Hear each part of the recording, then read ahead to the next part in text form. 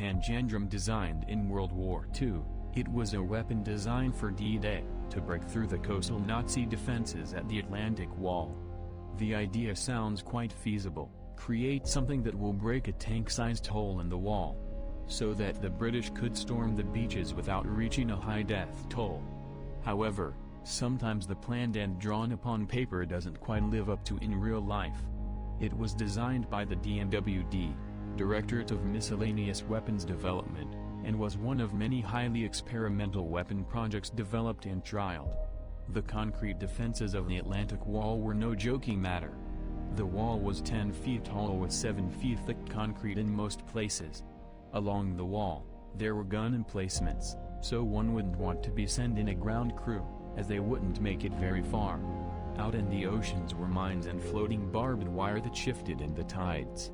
Whatever was built, it had to be able to be launched from a boat and be able to get up the gradient of the beach in order to blow a hole in that sizable defense. It was estimated that the size of the charge would have to be just over a ton of explosives. The Panjandrum was such a thing. It was basically two large wooden spiked wheels with rocket propulsion, held together by a bomb in a central drum.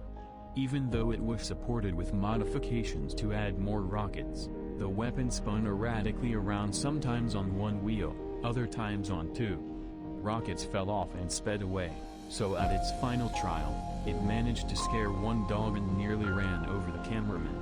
It was supposed to reach speeds of 60 miles per hour, but it wasn't able to do that in any of the trials. For the trials, the bomb weight was substituted with the corresponding weight in sand. Control was always a concern with this weapon, as it struggled to roll straight on flat sand, and where the weapon had slated, the sand was littered with debris as well as sloped. A third wheel was added to the wheels to provide stability, but that also failed.